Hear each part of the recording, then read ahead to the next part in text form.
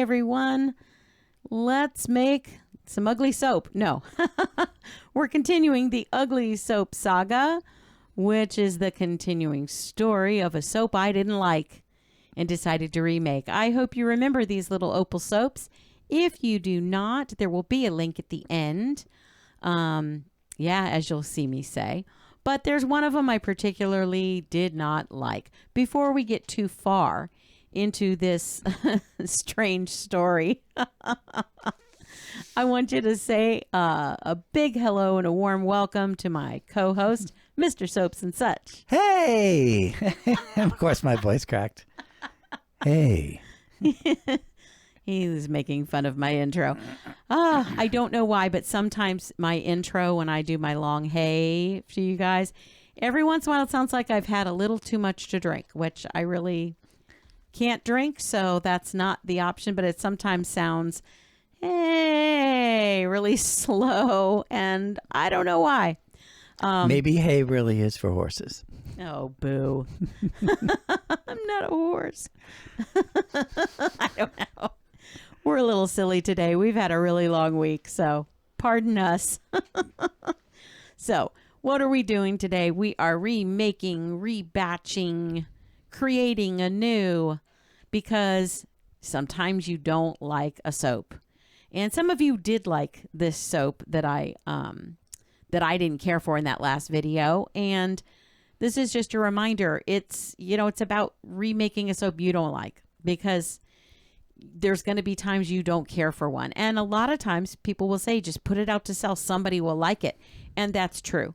But this channel is about learning and teaching and learning about soap and different ideas for what to do. So if you really feel strongly about a soap and you don't want to offer it up for sale or give it as a gift to somebody or use it yourself, which is sometimes what happens to ugly soaps. We use ugly soaps all the time. Sometimes you can make it prettier. And I kind of like to do that. I get, I won't say upset with myself, but I don't feel satisfied unless I come away with something nice looking. What do you think, Mr. Soaps and Such? I think it's a cool concept. Thanks. I mean, recycling. Yeah. And it's neat to see. It's like you're making a soap and it's like, okay, now we're going to destroy it and chop it back up and try again. It's cool. I like that. I like cool. Refurbishing. It's like refurbished soap. Yep. It pretty much is. And I could have left it as that little crystal when I faceted it like that. But again, I just still wasn't really happy with it. And I thought, well, let's just try a different way to recycle.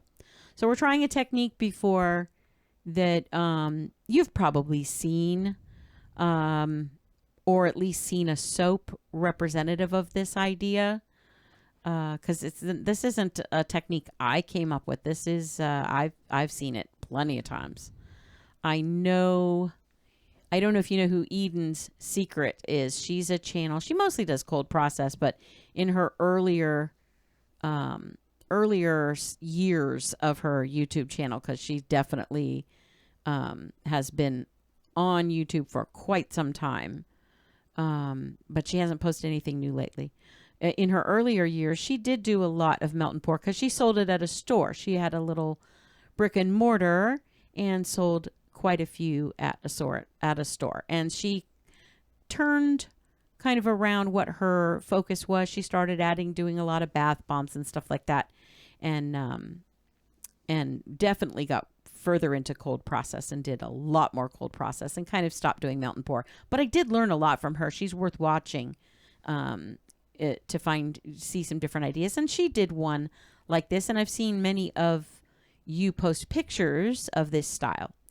And basically what we're doing is we're going to dip these little chunks. Mm-hmm. Yeah, they get a dipping.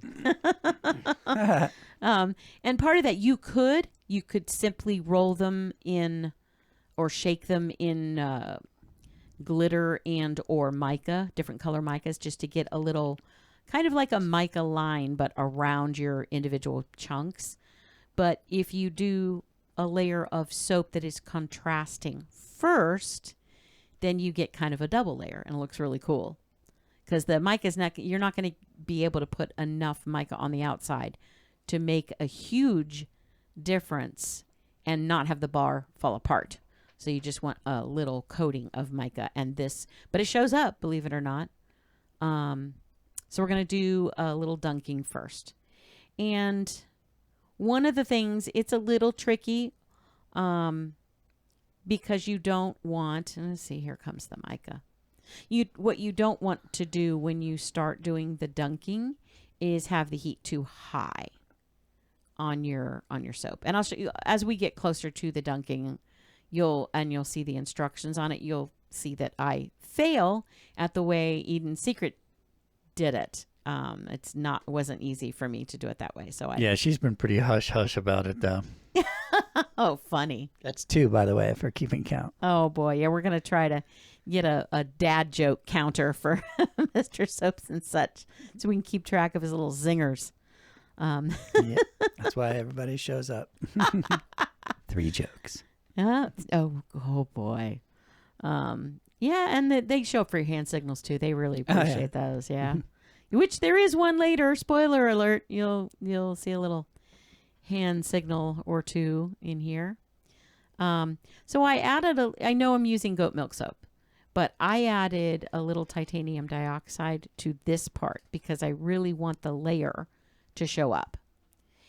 And I feel like I haven't worked a ton with goat milk soap. I've worked some, but I haven't done a lot of designing with it. I did some more simple designs, except for my turquoise gemstone, which that'll be another story for another day, because it's a really kind of came up with the technique because of what I used and the type of soap I used. But goat's milk soap is weird. It's just, it tends to seize up a little faster, I believe, than some. And it's a little stringy as it sets up if you're working it too much. So I kind of used that to my advantage in this design. But I added the titanium dioxide because I was working for the first time with a basic goat milk soap from Wholesale Supplies Plus. It's part of, they have a basic clear and they have a basic white and they have a basic goat milk, because those are really popular types of soap to use for glycerin soap. And I mean, as far as basic goes, it doesn't mean it's a bad at all. It's a standard. It's kind of it's probably their most popular, or at least one of them. And it's a basic soap. It gets by, it does the job. They look cool. I think, and I could be wrong, and y'all can tell me if you've used it, because I've always stuck to, when I've used Wholesale Supplies Plus's goat milk, I've always stuck to the premium. But they have they have basic, they have premium. Oh, and I have used the detergent free. I like the detergent free as well. It's a great soap. But I feel like this one is slightly less opaque than the premium and then the detergent free. I do have, I don't know if you saw that I got this out of one of those little 2-pound sample kind of boxes. But I also have all 3 of those. And I did that for a reason. I'm only using the basic today. And you see here where the stringy stuff is kind of, I'm taking advantage of it as a design bit. You'll see it in the final soap, but I intentionally drew it across there and let the stringy bits happen because I think they make some cool effects if you are if you're going with the flow and kind of using, see, even the stringy scraps. That's hard to say fast. Stringy scraps. Boy, that's a tongue twister. So anyway, I have all 3 of those soaps. I feel like the basic is a little less opaque, a little bit more, not clear, but a little slightly translucent. And I think you'll see that when I go to add my color. And so I added titanium dioxide to it because I really want the white to stand out in this part of the soap. And the rest of it, I don't add titanium dioxide. It's just for this little bit. And I think I used very small amount to get all those dunked and all the little scraps up. So I include those in with the mica and with the Sunshine Sparkle because like I said, they add a neat effect to it. So you could use whatever kind of coloring and coating you want. I was trying to match, or at least coordinate with the colors I had of the soap I was chunking up. I wasn't a fan of the color palette that soap was. So part of this is, of the redo, is trying to kind of make it come together a little bit better. And I think the gold really helped that. You could certainly use any color mica you wanted to on the outside of that white. And you wouldn't even have to use white. You could use another color of soap to surround it if you wanted. I just thought white would be standing out. I was in love with just that look right there. When I dumped that out, it looked like gold nuggets to me. What did you remember Oh, seeing yeah, that? we did. I definitely remember us saying it looked like gold nuggets. It does. It still does. Yeah. Does the sparkle? We're looking at a tiny one, but in the larger picture, I think you'll see how sparkly it is. It looks gorgeous. Mm-hmm. Yeah. Which means obviously that's something I'm going to have to play with down the road. Yeah. Oh, yeah. We'll have to make something with that and make it intentionally look like gold nuggets, and not, but these get cut up. So they, we're trying to reveal the design inside of those. But here's another reason. If you look at what I'm stirring up there, that's just goat's milk soap. Here I start talking about the opacity of that. Normally, if you add, and I think I added a little bit more mica than what it said. I think if I go back, I'm pretty sure I put the wrong number in. I think it was more like a 1/4 teaspoon. I think, or I'm not sure. Anyway, I'm thinking when I was watching through editing, I thought, I think I put a little more mica in than I said. So whatever I said, it was a little more than that for sure. But it's still within the parameters of, using mica. It might be a little bit of some blue suds. I don't know. I'm not doing a test with those, but a lather test with that particular soap. But most of my customers buy colorful soaps, and I've never had any complaints about the color of the suds, because it still cleans you, even on my charcoal soaps, where they might look a little bit gray. I've never had single complaint with that. Anyway, I just got through telling somebody that you're not going to get a really dark or bright color using a goat's milk soap or a white base, and I was wrong. I'd never seen one this opaque. Look how brilliant that blue came out. That's in a white soap. Mm-hmm. Normally you get just pastel. And so that's why I was really quite surprised with, and it's probably why I put so much mica in, as I was trying to get a decent color, but I got way darker than I expected. And I love it. It's gorgeous. It goes really well with that dark blue that I had on the back of the opal that I didn't like. I was quite shocked with how well that color showed through. So if you want to get a strongly colored soap using goat's milk, maybe try the basic goat milk soap from Wholesale Supplies Plus Crafter's Choice. Not sponsored by them. I'm just noticing a point. It's not my favorite soap to work with for sure, because you got to kind of have to really watch your temperatures and use it quickly. I had to go fast in this because it was setting up fast. But man, it sure gets a color to it. So I feel like that's an advantage if you're looking for some really bright colored soaps and you still want to use goat's milk, because you're not going to find a clear goat's milk soap. That's not going to happen, because goat's milk is white. So if it's included as an ingredient, it's going to show up somehow. Either that or somebody's lying to you and saying it's goat's milk and it's not. No reputable soap company would do that.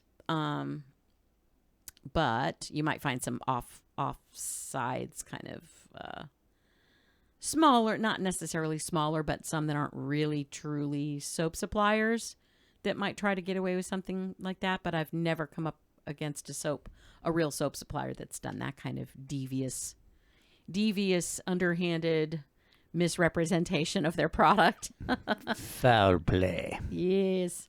So in looking at the fragrance oil, I'm just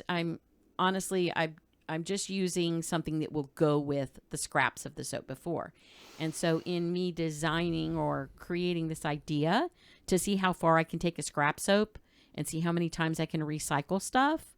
I thought I'd just kind of go back and forth between two that go together. And the opals were made with Sea Island grapefruit. And I'm pretty sure that is by... Oh, gosh, can't think of it. Rustic Essentials. I knew I'd think of it. And I'm pretty sure that is now owned by Wholesale Supplies Plus. So you can definitely find them on that website. It's a great fragrance, and it doesn't discolor. That's one of the reasons I chose it in the first place for the opals. There's no discoloration. It's a clean, fresh fragrance. It smells like grapefruit. If you like grapefruit, you're going to like it. It's really nice. And so then alternatively, like for this one, I used unicorn sprinkles. It's very lemony and kind of sweet. So it's like a lemon candy kind of fragrance. That's what I don't know offhand what they say their notes are. So forgive me for that. And I didn't even look it up. It smells like lemon candy to me. And so that's, it is very sweet. And, but it goes really well because of that lemon, citrusy kind of undertones with it. It goes well with the grapefruit. And, so that's what I chose for this one. I don't know if you can tell because this is kind of sped up, but that little bit of Brazen Hussy I put on there from Mad Micah's, boy, I just used a very tiny amount of it. And all I was trying to do was slightly alter the hot pink, the bubblegum pink I used.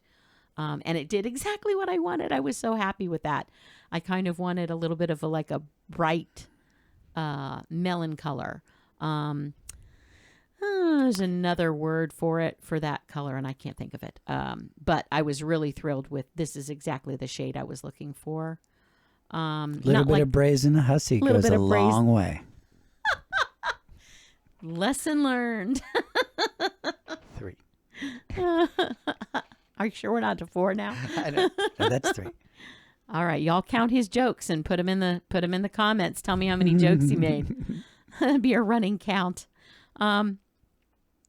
But yeah, I was, as I went kind of toward the end of this, I knew I could get 4 out of the scraps I had was at least that was a guess. I knew I'd get it like 3 or 4. Wasn't positive on the 4th one, but I kind of wanted to go a little bit lighter since I was so surprised with how little colorant you actually needed for that blue. And I don't know, you saw me talk about pulling the blue scraps out of the pitcher. Those are used in this one. By the way, it's unmarked, but there was just an elbow dance. And I'm pretty sure that I've figured out that it's when I'm getting up. It's when I'm getting up from the table and I'm trying not to shake everything to bits. So I kind of hold my elbow up a little. I don't know. Just try not to knock into things.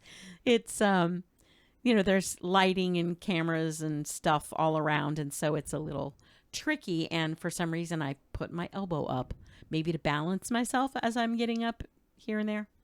So I'm pretty sure I was getting up to reheat that. Yeah, I was getting up to melt that soap. And I shouldn't say never, I rarely show that part. If you see me pouring soap, know that it's either already the temperature it needs to be, or I'm reheating it in between. It sometimes happens. Obviously, I can't show you every little thing like that, or you'd be sitting around for hours watching me melt soap. That's boring. So, see here, Mr. Soap Such, love this soap. You got your little pointy finger in there. Yep. And you I come like back. That one. Yeah, I like that blue because it looks like a planet. Oh, I love that one. Came out so cool. And wait till you see when I cut, because I'm going to facet these as well.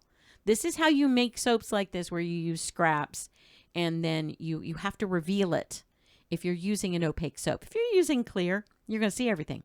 If you're using an opaque soap, you need to facet it to show the bits inside.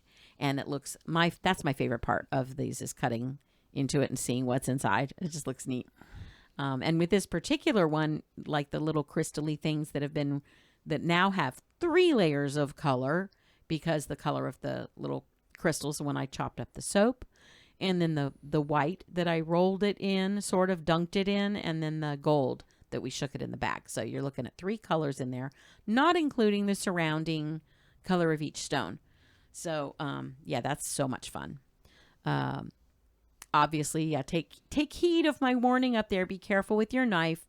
I have not only a lot of experience cutting and faceting soap, but I've cut plastic for years doing a type of jewelry with my sister, and we literally carved plastic. So I'm used to that. I don't cut myself, but I just want you to see I do pick up the soap sometimes in this video. Don't do that if you're not used to cutting.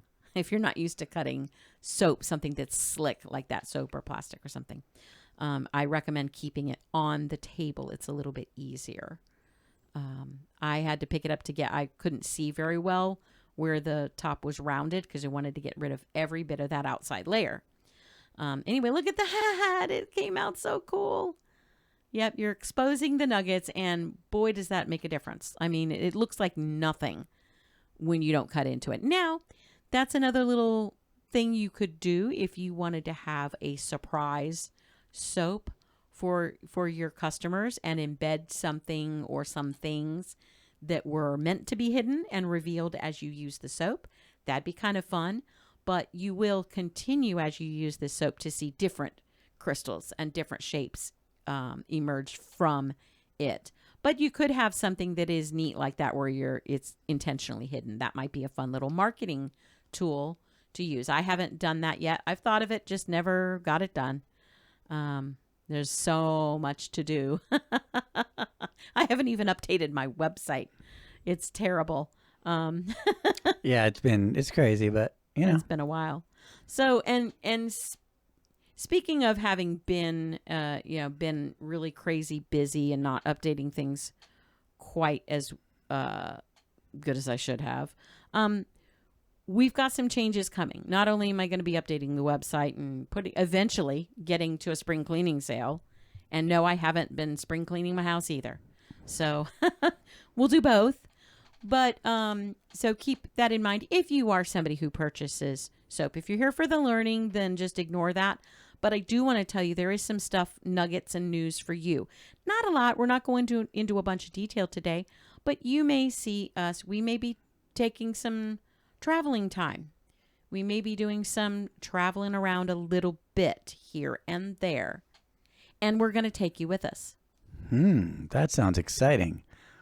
We're going to do some fun things. We're. I'm just finding this out too, folks. So this is going to be great. He's lying. Just kidding. But anyway, we have some fun plans for the future with that. Still be making soap. Still be showing you how to make soap and helping you come up with different ideas or use my ideas and my techniques if you like, or your own. I always encourage you to be creative and do your own thing as well. But if you want to remake my soaps, I certainly don't mind. I always love to be tagged in what you do, and I don't think any of you would necessarily claim my ideas. But again, you do have you do have sometimes the same soaper will come up with the same idea. So I can't really, I can claim what I did was mine because I did it and didn't learn it from somebody else. With exception of this video, you noticed I gave Eden Secret the credit for this type of idea. And I didn't do it in the exact same way she did, but I didn't come up with the idea for this soap and this style of creating little rolled crystals and other things. So I'm not taking credit for it. Sometimes you will see other people come up with the same idea though, and that does happen. So, but I'm just saying, if you do intentionally, use one of my ideas, just tag me. Not only do I love to see it, I'll share it. If you want, send me a picture, find my socials, which they are always linked in my YouTube videos. They're linked in the description box and at the top across the banner. And if you DM me, either Instagram or Facebook, your pictures of soaps you've made using my tutorials, whether it's my design or not. If you use a tutorial and I helped you with it and you would like me to share your pictures, you obviously don't have to, but you're welcome to put your business name and your social, your social links. They won't link, but if you want to put your social names, like where you are on Instagram, that kind of stuff, I am more than happy for you to do that in the name of your business because I want you to have credit for your own work.